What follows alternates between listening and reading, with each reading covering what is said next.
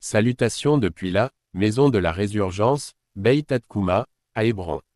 Nous sommes au cœur des 9 jours, quelques jours avant Shabbat Chazon, avant Tisha B'Av, des jours pour lesquels nous prions qu'ils se transforment bientôt en jours de joie et d'allégresse, avec l'aide de D.IE.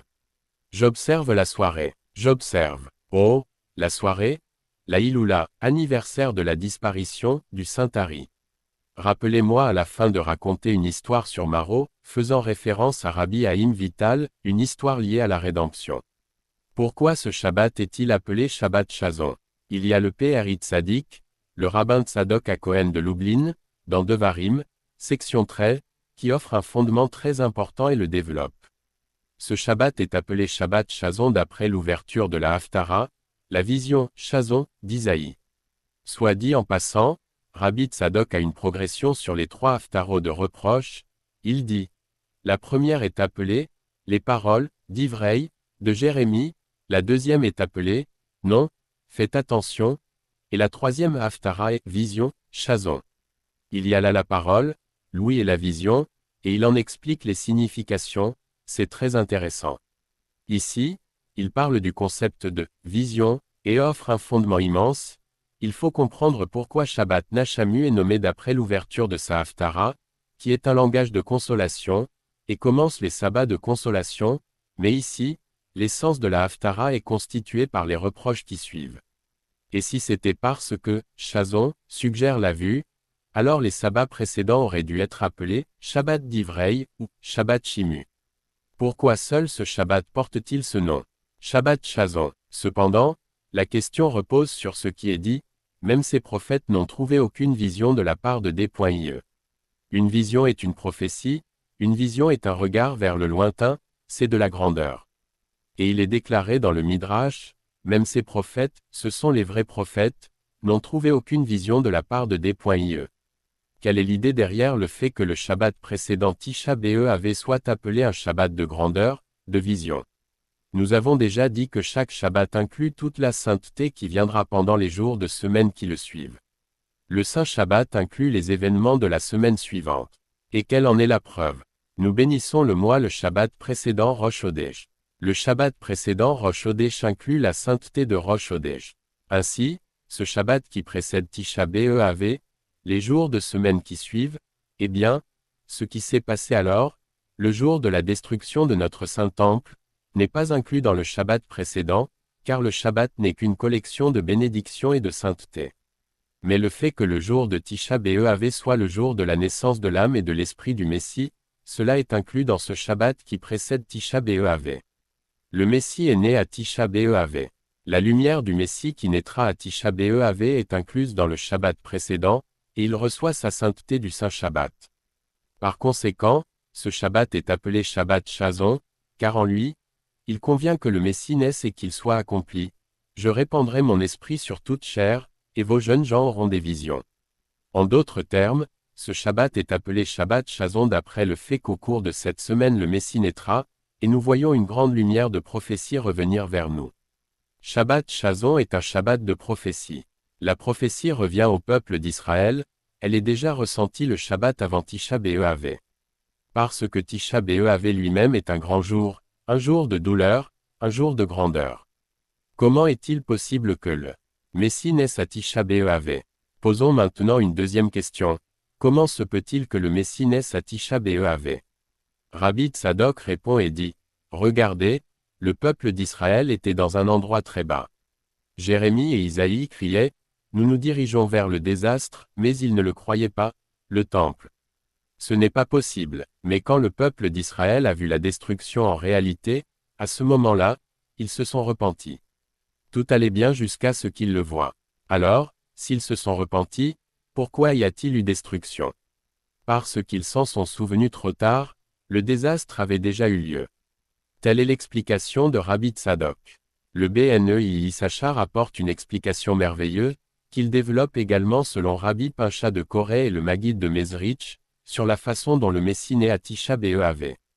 Il dit: j'ai entendu au nom du saint rabbin, notre maître Rabbi Pincha de Corée, concernant ce que nos sages ont dit dans le Talmud de Jérusalem, à Tisha B'Av est né le fils de David. La raison est que l'âme du Messie, le fils de David, est une âme plus élevée et plus inclusive, la plus grande âme en Israël, l'âme du Messie. Si tel est le cas, pour la naissance d'une telle âme, une union supérieure est nécessaire. Où une telle âme naît-elle? Cela nécessite un pouvoir immense de sainteté. Nous pouvons contempler la question de l'amour physique dans ce monde, comme l'amour entre amis ou entre un mari et une femme, lorsqu'ils sont ensemble, l'amour n'est pas aussi apparent. Quand les gens révèlent-ils leur amour? Quand donnent-ils un baiser à leur enfant? Envoyer un enfant à la maternelle, un baiser. L'envoyer à l'armée, voyager avec lui jusqu'au centre de recrutement. Envoyer un enfant sur un vol à l'étranger, voyager à l'aéroport, l'accompagner, lui faire un câlin. Quel genre de câlin lui donnez-vous? Un câlin pour 6 mois. Il part voyager en Inde, en Orient, pour qu'il se souvienne qu'il a un père et une mère ici. Que faites-vous? N'est-ce pas un câlin fort, pour que cet amour le soutienne? Lorsque les gens veulent se séparer et voyager loin pendant longtemps, alors les âmes sont émues par un amour supplémentaire et un amour intense à cause de l'ampleur du désir. Alors il y a un grand désir d'exprimer l'amour l'un pour l'autre. Et par conséquent, une personne est obligée de rendre visite à sa femme lorsqu'elle part en voyage. Et si c'est le cas, considérez ceci, le Shabbat de la séparation, à savoir Tisha B'Av, lorsque le Saint, béni soit-il, envoie la congrégation d'Israël dans un exil de 2000 ans. Le Saint nous a fait sortir du temple, de Jérusalem, en exil, mais il nous a dit, une minute avant que vous ne rentriez chez vous, venez, recevez un câlin. Le Saint nous a fait un câlin. Pas pour quelques instants, un câlin pour 2000 ans. Le câlin le plus fort du monde. Quand l'avons-nous reçu? À Tisha B'Av. Une fois, un jeune d'un village de jeunesse m'a dit, il y avait un quiz de Hanouka, et à la fin il y avait une première, deuxième et troisième place. Ce garçon a obtenu la 4e place. Je lui ai dit, waouh, tu étais si proche, mais tu n'as pas eu de prix parce que seules les 3 premières places en reçoivent. Viens, reçois un câlin. Je l'ai serré dans mes bras. Il m'a dit une phrase qui est allée droit au cœur. Ce câlin valait beaucoup plus pour moi que le prix. Qu'est-ce qu'un câlin? Le rabbin Karl Barth raconte qu'il est allé une fois à une fête de Hanouka dans une prison aux États-Unis pour organiser une fête pour les détenus juifs. Il marchait dans le couloir, et un énorme homme noir, un grand criminel, une grande brute, marchait vers lui. Le rabbin Karl Barth n'avait pas peur des criminels ou des brutes, il voit une telle personne. Paf! Il l'a attrapé, lui a fait un tel câlin. Cet homme a quitté le rabbin Karl Barth et a dit, si j'avais reçu un tel câlin à 10 ans, je ne serais pas ici aujourd'hui. Dit le BNE Issachar, à Tisha B'Av, nous avons reçu le câlin le plus profond du monde. Le Saint nous a envoyés en exil, et nous a dit, venez ici, un câlin. Et de ce câlin, le Messie est né, car c'est la connexion la plus profonde entre le Saint et la congrégation d'Israël, le plus grand amour qui soit. Quand est-il exprimé? À Tisha B'Av. Et de cela, l'âme la plus élevée est née. Par conséquent, puisqu'à cause de nos nombreuses fautes la séparation a eu lieu à Tisha B'Av, le jour du départ en voyage, et tout comme entre un couple qui part en voyage il y a un commandement de rendre visite à sa femme, ainsi le Saint nous donne un câlin profond à Tisha B'Av. Et de cela, le Messie est né, l'âme la plus élevée et la plus inclusive. Sur cette barre, dit le BNE Issachar, la question des étudiants du Maguide de Mezrich, qui ont interrogé leur maître, est résolue. D'un côté, la Guémara dans le traité Yoma, page 54, dit que lorsque les ennemis ont trouvé les chérubins dans le Saint des Saints, ils étaient entrelacés. Et ils ont dit, regardez ce à quoi ils s'adonnent, ce qui est dans le Saint des Saints, des chérubins qui s'étreignent. Mais la Guémara dans Bava Batra, page 99, dit que les visages des chérubins étaient tournés l'un vers l'autre seulement lorsqu'ils faisaient la volonté du lieu, mais s'ils ne faisaient pas la volonté du lieu, leur visage était tourné vers la maison. Comment cela peut-il être? Le BNE Issachar répond. La réponse est, aussi ce que le Maguide de Mezrich leur a dit, jusqu'à aujourd'hui ils étaient distants, jusqu'à aujourd'hui leur visage était tourné vers la maison, mais aujourd'hui, à Tisha B'Av, au moment de la destruction, ils s'étreignent. C'est le moment le plus profond et le plus grand. Tisha B'Av, un jour difficile, avec une grande lumière, avec une grande attente de salut. Aïcha, chute et l'attitude envers les érudits de la Torah. D'ici, je veux me connecter à un autre verset de notre paracha, et le verset est difficile, beaucoup ont la coutume de le lire sur l'air de « Aïcha, comment, Aïcha, porterai-je, à moi seul, votre charge, votre fardeau et vos querelles ?» Point. Rachidi, votre charge, Torche Hachem, enseigne qu'Israël était pesant, l'un d'eux voyait son adversaire gagner au tribunal et disait « J'ai des témoins à apporter, j'ai des preuves à apporter, j'ajouterai plus de juges à vous. » Il n'était pas calme. Le rachis suivant est impossible à saisir du tout. Votre fardeau, Massa Hachem, enseigne qu'ils étaient hérétiques. Les hérétiques sont ceux qui méprisent les érudits de la Torah. Moïse commençait à partir, et il disait, qu'est-ce que le fils d'Amram a vu pour partir? Peut-être n'est-il pas saint d'esprit chez lui. Quoi, se bat-il avec sa femme? Point, pas à 100%. Il retardait son départ, il disait, qu'est-ce que le fils d'Amram a vu pour ne pas partir? Que pensez-vous? Il est assis et vous donne de mauvais conseils et pense de mauvaises pensées sur vous. De quoi parlons-nous? Des chaînes de poison et de panique qui parlent de Netanyahou et il est comme ci et il est comme ça. Allez, il parlait de Moïse, des choses choquantes. À propos de Moïse, s'il retardait son départ, il disait, que pensez-vous? Savez-vous pourquoi il a retardé? Il est assis chez lui à penser de mauvaises pensées sur vous, comment détruire le peuple d'Israël. Allez, comment peut-on parler comme ça de Moïse? Ce n'est pas du tout compréhensible, il est impossible de saisir une telle chose. La base de la Torah est l'attitude envers les érudits de la Torah. Moïse, qui peut même parler du tout. Maintenant, c'est le comportement de la génération du désert. C'est comme ça qu'il parlait de Moïse. À quoi nous attendons-nous ensuite? Le Midrash dit, 3 fois Aïcha, et dit. Moïse a dit, comment porterai-je à moi seul? Point. Isaïe a dit, comment est-elle devenue une prostituée? La Haftara de la Paracha. Jérémie a dit, comment siège-t-elle solitaire? Point. Une parabole d'une matrone que 3 garçons d'honneur ont vue, 3 amis l'ont vue, l'un l'a vue dans sa prospérité, c'est Moïse, l'un l'a vue dans sa légèreté, c'est Isaïe, l'un l'a vue dans sa déchéance, c'est Jérémie. Quelle est l'idée? Le rabbin Zévin apporte un midrash des sages, qui dit, si vous aviez mérité, vous auriez entendu, comment porterai-je à moi seul? Maintenant, puisque vous n'avez pas mérité, vous entendez, comment siège-t-elle solitaire? Qu'est-ce que, si vous aviez mérité? Fondamentalement, les sages marquent pour nous des points de rupture. Vous demandez, comment êtes-vous arrivé au péché des espions? C'est trouvé ici. Comment êtes-vous arrivé à la rébellion contre le Saint? Ici, dans l'attitude envers les érudits de la Torah. Il apporte que fondamentalement la racine des grandes chutes aurait pu être trouvée à l'époque de Moïse. Et la racine des racines des chutes, de Aïcha, est dans le Aïeka, où es-tu? Qui a été dit au premier homme. Aïcha, sont les lettres de Aïeka, où es-tu? À quel point es-tu connecté? Réveille-toi à toi-même. Un regard sur la réalité, Renaissance s'écrit. Ici, je veux revenir à nous et aborder un peu une note personnelle. Il y a 20 ans, vous étiez des enfants, de petits-enfants, je ne sais pas ce que vous vous souvenez de cette période.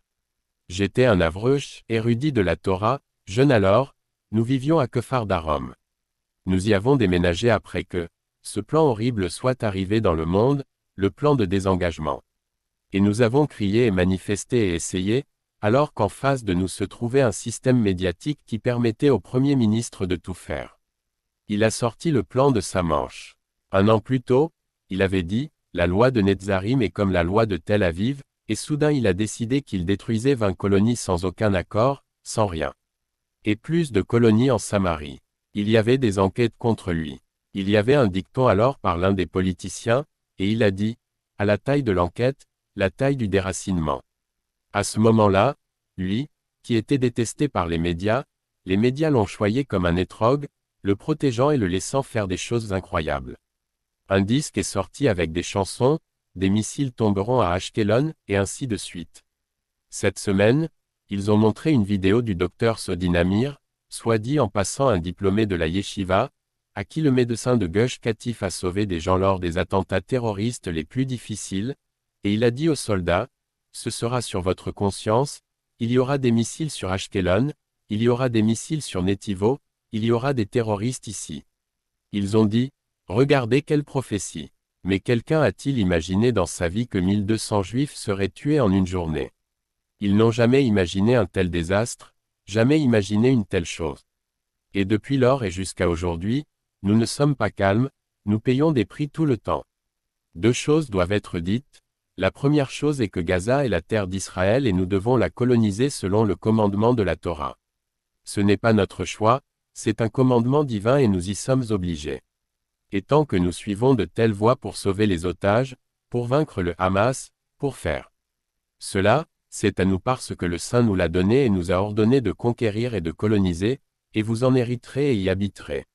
Bien dit le ministre des Finances aujourd'hui, je ne veux pas retourner à Gush Katif. Gush Katif est petit pour nous, nous voulons la bande de Gaza. Le deuxième point, ce qu'il a volé. Gaza, rendre. Ils nous ont volé, avec une violence terrible et dégoûtante, ils nous ont volé de nos maisons. Ils les ont détruites, et quiconque a volé doit rendre. Et voici un troisième point, choquant, ce plan a été adopté à une large majorité à la Knesset, à notre grand regret. Il n'y en a pas un qui dira, j'avais tort. Point, méchants comme ils sont, un seul. Que doit-il se passer pour qu'une personne dise, j'avais tort? Comment peut-on être si méchant, si obtus? Que doit-il se passer? C'était dangereux à Gush Katif, très dangereux. Avez-vous apporté la paix? Avez-vous ajouté la bénédiction au monde? Ce tombé, Sholmofa, se tient maintenant, après Simat Torah. Je ne le regrette pas, je ne le regrette pas, rien, je ne vous parle pas des fils du Premier ministre, Point. Il avait alors promis au monde entier, des jours merveilleux arrivent, quel tourisme il y aura ici? Je démantèle toute une division, la division de Gaza, il n'y aura plus de division de Gaza. Ils ont conquis la division de Gaza il y a 1 an et demi, ils l'ont conquis. 3 commandants de brigade ont été tués, 1200 morts en une journée. Le ministre de la Défense se tient là et dit, je ne m'étais pas trompé. À quel point peut-on être obtus? Nous regardons les prophéties d'Isaïe, Jérémie. Allez, je vous parle de choses qui se sont passées sous nos yeux. Sous nos yeux, nous voyons cela, vous étiez là, vous avez combattu là-bas. Ce n'est pas compréhensible, aucun regret. Que doit-il se passer? Vous dites, à quel point peut-on être obtus? Point. Et s'il n'y a pas un politicien qui dit, j'avais tort, que voulons-nous du saint? Que voulons-nous? À quoi nous attendons-nous ensuite? Quoi? Comment peut-on être comme ça? C'est terrible, ce que cela leur enseigne, ce que cela nous enseigne. Et pourtant, je veux être optimiste, et je veux regarder les bonnes choses. Et quelques bonnes choses sont arrivées, sur le chemin difficile et douloureux, mais le peuple d'Israël que nous ne croyions pas, nous croyions, nous ne voyions pas, qu'il pourrait se lever, se lève. Quiconque sert dans l'armée revient et dit et écrit et publie, il n'y a pas de gauchistes dans l'armée. Il y a, vous savez, le centre, il n'y a plus de gauchistes, plus du tout. Des centaines de milliers ont été enrôlés, ont sauté. Juste le jour de Simat Torah, entre 300 et 400 soldats ont été tués alors qu'ils sautaient pour sauver des gens. Le pouvoir de sacrifice de soi du peuple d'Israël est puissant, le peuple d'Israël est héroïque, le peuple d'Israël a une puissance puissante. Et voici le point suivant, qui est notre point d'attente pour le salut. Des choses terribles sont arrivées, mais aussi des choses merveilleuses sont arrivées l'année dernière. Depuis les jours des 3 semaines de l'année dernière, lorsqu'Al-Arouri a été éliminé au Liban, et annihilé en Iran, et plus tard Nasrallah, et plus tard Sinwar, et plus tard, la conquête du Liban, et la Syrie, et un peu plus de Syrie, ce sont des choses qui sont arrivées l'année dernière. C'est un miracle de miracles. Ajoutez à cela l'attaque en Iran. Nous vivons dans une période qui est merveilleuse. Mais concernant la bande de Gaza, le Saint ne nous fait pas de rabais. Nous payons des prix terribles. Une autre chose doit être dite, nous nous comportons avec une stupidité incroyable. Vous lisez les paroles des prophètes, vous les lisez, vous dites, que se passe-t-il aujourd'hui? Point. Ils ont tenu une réunion le dernier Shabbat dans le dos de Smotrich et Ben-Gvir, ils ont décidé d'augmenter l'aide par tous les moyens possibles. Versant d'énormes quantités d'aide à Gaza, et d'humanitaire, nourrissant nos ennemis, avec des milliards. Ils sont gras, ils sont supposés être 2 ans sans ligne d'approvisionnement, ils ont toujours plein d'armes et ils continuent. Une déclaration merveilleuse du chef d'état-major l'après-midi, il nous faudra entre 2 et 5 ans pour conquérir la bande. Smotrich a dit au chef d'état-major, excuse-toi auprès d'Artzi Alevi, il était beaucoup plus combatif que toi quand tu l'as attaqué. Mais pour savoir ces choses, où en sommes-nous? Nous ne sommes pas clairs, pas nets, terribles et horribles, terribles et horribles. Donc, il faut diviser la réalité, d'une part ce n'est pas simple, avec notre attente. Nous ne sommes pas clairs et pas nets. Si notre attente est le grand salut, et le rabbin Charlap écrit que l'attente du salut elle-même rapproche la rédemption, et si les jours sont des jours propices et que nous n'attendons pas, alors malheur à nous, la rédemption ne se matérialisera pas. Parlons de deux très bons points qui sont arrivés, un point dans la colonisation en Judée et Samarie. Yehuda Eliyahu, chef de l'administration de la colonisation, m'a dit, jusqu'à il y a 2 ans, nous étions environ 128 colonies, aujourd'hui 178 colonies. En moins de 2 ans, 50 autres colonies ont été annoncées. Un tiers des colonies ajoutées à la Judée et Samarie, incroyable. Dans une situation où nous pensions qu'il n'y en avait plus. Il n'y a pas de semaine où au moins une ferme n'est pas établie en Judée et Samarie. Il y a un pouvoir puissant de colonisation ici, et c'est aussi un résultat de l'attente du salut.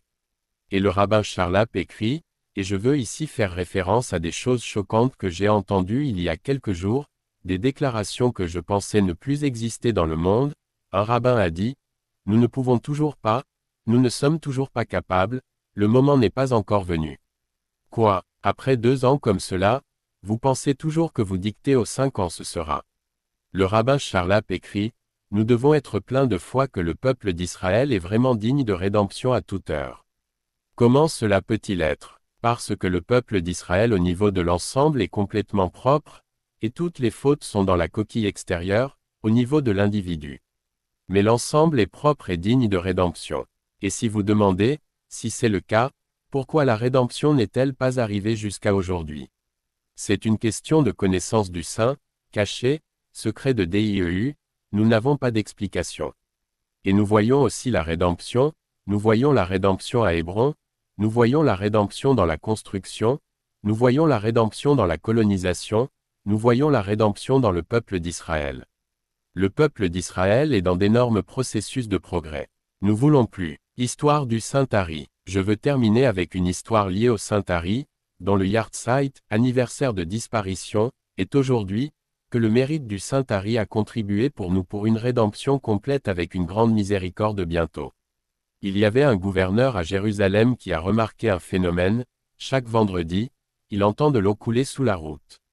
Il a appelé les experts, leur a dit, expliquez-moi ce que j'entends. Ils lui ont dit, ce que vous entendez, ce sont les eaux du Gihon. C'est une source que le roi Ézéchia a bloquée, et cette source bouillonne tout le temps, mais les jours ordinaires il y a du bruit dans les rues, vous ne l'entendez pas. Le vendredi après-midi, quand tous les musulmans entrent à la mosquée, il est calme à Jérusalem et alors vous entendez l'eau. Le gouverneur turc à Jérusalem leur a dit, je veux qu'ils ouvrent cette source pour moi, la source du Gihon. Ils lui ont dit, nous ne savons pas, nous n'en avons aucune idée, parlez avec les Juifs. Il a parlé avec les Juifs, ils lui ont dit, il y a un sage qui peut. Le rabbin Haïm Vital, étudiant du Saint-Hari, parlait avec lui. Il a dit au rabbin Haïm Vital, dans 3 jours, j'exige que vous ouvriez la source du Gihon, sinon, je vous punirai avec une punition sévère. Le rabbin Haïm Vital ne voulait pas l'ouvrir, ne voulait pas utiliser des noms saints, et il a dit ce qu'il a dit et est arrivé à Damas. Il a rencontré le Saint-Hari là-bas. Le Saint-Hari lui a dit, pourquoi n'avez-vous pas voulu ouvrir les eaux du Gihon? Point. Il lui a dit, je ne voulais pas utiliser des noms saints. Le Saint-Hari lui a dit, bien, et comment êtes-vous arrivé à Damas?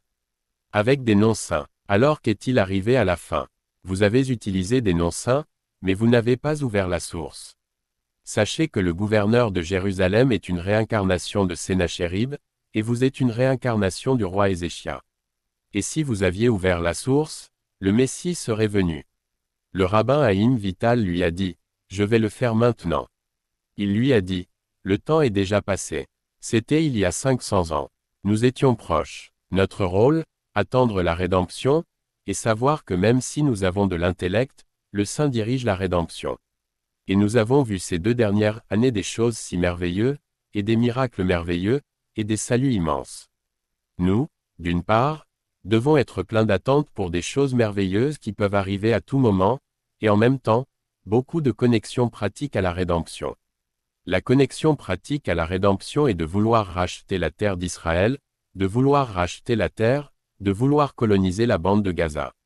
C'est à nous, nous devons la coloniser, être pleins d'attente pour la construction de la terre dans la pratique.